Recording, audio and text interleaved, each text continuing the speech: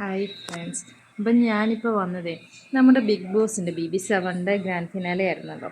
Grand finale കഴിഞ്ഞു, കപ്പൊക്കെ കിട്ടി. പക്ഷേ വിന്നർ ഫെയർ ആയിരുന്നോ അൺഫെയർ ആയിരുന്നു? എൻ്റെ ഇതിൽ നോക്കുമ്പോൾ ഇറ്റ്സ് അൺഫെയർ. എന്തുകൊണ്ടും യോഗ്യത അന്വേഷണമായിരുന്നല്ലോ. നമ്മൾ സാധാരണക്കാരുടെ വോട്ടിനൊന്നും ഒരു വിലയില്ലാന്ന് മനസ്സിലായല്ലേ? എന്താണെങ്കിലും അനീഷേട്ടാ, ഈ BB7 നിങ്ങളുടെ പേരിലേ അറിയപ്പെടുള്ളൂ. തീർച്ചയായും സാധാരണക്കാരായ ഒരുപാട് പേരുടെ മനസ്സിൽ നിങ്ങൾ ഇടം നേടിയിട്ടുണ്ട്. ആദ്യത്തെ വീക്കിലൊക്കെ നിങ്ങൾ ശരിക്കും ഇതെന്ത് മനുഷ്യനാണ് എന്ന് ചിന്തിച്ചിട്ടുണ്ട്. ഈ പുള്ളി ഔട്ടായാൽ മതിയായിരുന്നു. ഫസ്റ്റ് വീക്കിലൊക്കെ ഞാനൊക്കെ അങ്ങനെയായിരുന്നു വിചാരിച്ചിരുന്നത്. പക്ഷെ ഫസ്റ്റ് വീക്കിൽ കഴിഞ്ഞ് പിന്നെ അങ്ങോട്ട് വന്നപ്പോൾ നമ്മുടെ മനസ്സിലൊക്കെ നിങ്ങൾ ഇടം നേടി. ലാസ്റ്റ് വരെയും പ്രതീക്ഷയായിരുന്നു ഇത് അനീഷേട്ടന് തന്നെയാണ് ഈ കപ്പെന്ന്. പക്ഷേ എന്ത് ചെയ്യാം, PR-ന് അത്രയും വില പെരിയാറിന് ഇല്ലാണ്ടായിപ്പോയി. അവിടെ PR-നാണ് വാല്യൂ ആയിപ്പോയത്. സാരമില്ല അനീഷേട്ടാ, നിങ്ങൾ ഞങ്ങളുടെ ഒക്കെ മനസ്സിലെയും വിന്നർ അനീഷേട്ടൻ തന്നെയാണ്. തീർച്ചയായിട്ടും അനീഷേട്ടൻ തന്നെയാണ്. ഈ പ്രാവശ്യത്തെ വിന്നറിനെ കുറിച്ച് പറയുവാണെങ്കിൽ top 3 okay, she's reserve to top 2 or top 3 വരാമായിരുന്നു. പക്ഷെ ടൈറ്റിൽ വിന്നർ ആകാനുള്ള അത്രയൊന്നും വാല്യൂ ഉള്ള ഒരു കണ്ടസ്റ്റൻ്റ് ആയിരുന്നില്ല.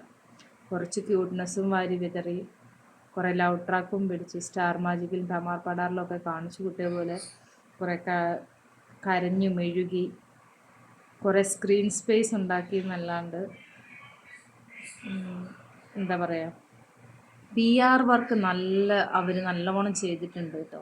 കാര്യം എന്താ പറഞ്ഞാൽ, കാരണം പുള്ളിക്കാരത്തി അതിൻ്റെ അകത്ത് എന്ത് കാണിച്ചു കൂട്ടിയാലും പുള്ളിക്കാരത്തിയുടെ PR-കൾ ഫേസ്ബുക്കിലും ഒക്കെ ഭയങ്കര എന്താ പറയുക,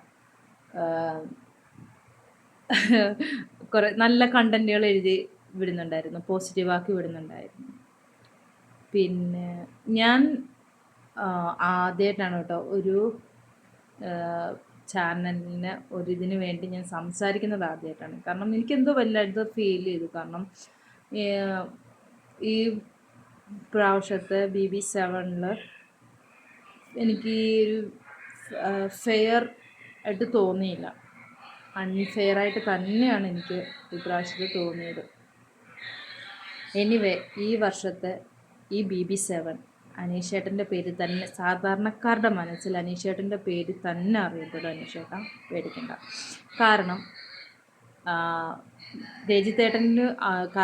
രജിത് സാറിനാണെങ്കിൽ പിന്നെ ഇത് ട്രോഫി കിട്ടിയില്ല. പക്ഷേ ആ BB7 രജിത് സാറിനെയാണ് ഇപ്പോഴും എല്ലാവരും ഓർത്തിരിക്കുന്നത്. പിന്നെ ഡോക്ടർ റോബിൻ്റെ സീസണിൽ എനിക്ക് ആർക്കാണ് കപ്പ് കിട്ടിയെന്ന് നോക്കുന്നില്ല. പക്ഷേ ഡോക്ടർ റോബിനെ ഇന്നും നമ്മൾ ഓർത്ത് വെക്കുന്നുണ്ട്. പിന്നെ നമുക്കറിയാമായിരുന്നു അഖിൽ ചേട്ടനെ തന്നെയാണ് കിട്ടാമെന്ന് നമുക്കറിയാമായിരുന്നു.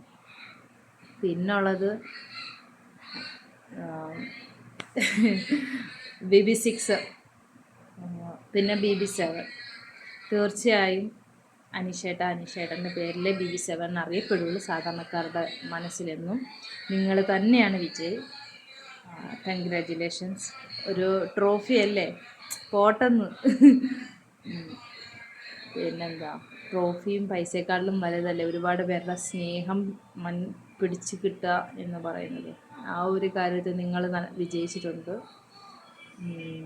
പിന്നെ എല്ലാവർക്കും ഈ ഗ്രാൻഡ് ഫിനാലിൽ ഫൈനൽ 5 വന്ന എല്ലാവരും കൺഗ്രാജുലേഷൻസ്.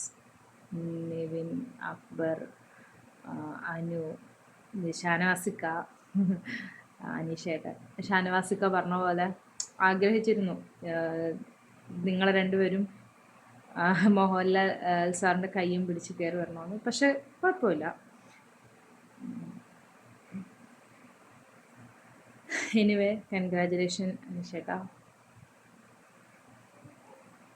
God bless you.